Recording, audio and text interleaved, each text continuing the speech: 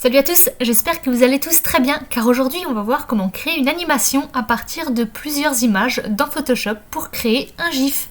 Ici par exemple ce cheval qui est en train de galoper. Alors vous verrez en lien dans la description, je vous ai mis un dossier en téléchargement avec ici les différentes étapes du cheval, comme ça on va pouvoir travailler sur les mêmes fichiers.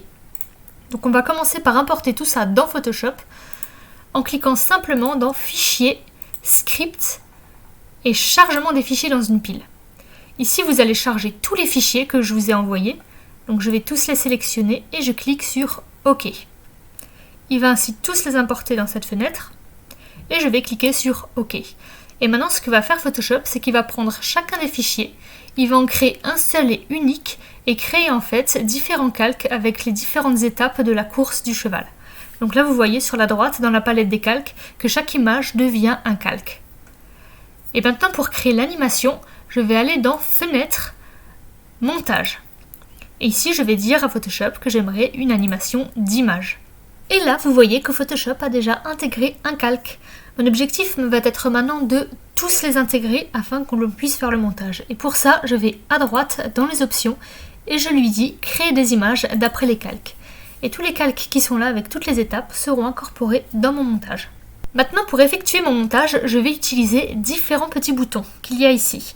Donc ici, il y en a un où il y a écrit « Toujours ». Ça, c'est simple, c'est pour dire combien de fois j'aimerais que mon animation soit répétée. Soit j'aimerais qu'elle soit répétée une fois, 3 fois, toujours, ou alors je peux choisir en utilisant « Autre ». Vous voyez que dans la fenêtre qui s'affiche, je peux dire combien de fois j'aimerais que mon animation s'exécute. Moi, je vais sélectionner « Toujours ».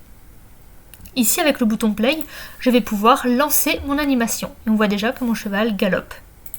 Et en recliquant dessus, vous avez vu que mon bouton s'est arrêté. Donc ici sur le play, je rappuie dessus, c'est le stop. Ici avec les petites flèches à droite et à gauche, je vais pouvoir choisir et sélectionner les différentes étapes. Et autre chose de très important, c'est ici aussi sur la petite flèche, on va pouvoir sélectionner le temps où on aimerait que l'étape reste. Donc si par exemple, je clique sur tous mes calques, et je leur dis que j'aimerais 0,2 secondes. Et si je mets play, je vois que mon cheval sera beaucoup plus lent. Maintenant, j'aimerais accélérer tout ça. Je resélectionne toutes les images et je lui dis sans délai. Et on va voir que mon cheval sera beaucoup plus rapide. Maintenant, on va voir comment faire pour exporter cette image au bon format. Et pour cela, je vais dans Fichier, Exportation, Enregistrer pour le web hérité. Et là, j'ai une fenêtre qui s'affiche. On va voir ensemble les grandes étapes pour pouvoir exporter correctement notre fichier. Donc ici, vous avez le choix du fichier. Choisissez GIF, c'est lui qui va permettre de garder l'animation. Au niveau des couleurs, très important, pensez à garder ici 256, ça évitera les mauvaises surprises. Concernant la taille de l'image, ici vous pourrez choisir quel est le format et la résolution. C'est bien simple, si c'est prévu pour le web, vous pourrez ainsi alléger votre fichier.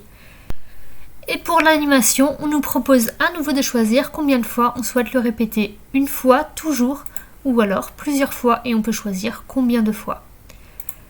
Je vais laisser sur toujours et je clique sur enregistrer. Je vais enregistrer mon animation en l'appelant cheval galop et je clique sur enregistrer. Et maintenant, je vais voir sur le bureau cheval galop. Et voici comment on fait une image animée dans Photoshop. Alors j'espère que ce tuto vous a plu. Dans 2 semaines, j'en fais un autre tuto sur comment créer une image animée, mais cette fois-ci à partir d'une vidéo. Donc si vous voulez être alerté, n'hésitez pas à vous abonner et à activer la petite cloche, comme ça vous serez au courant de la sortie de la vidéo. En attendant, je vous souhaite à tous de bien vous amuser et à très bientôt pour un nouveau tuto.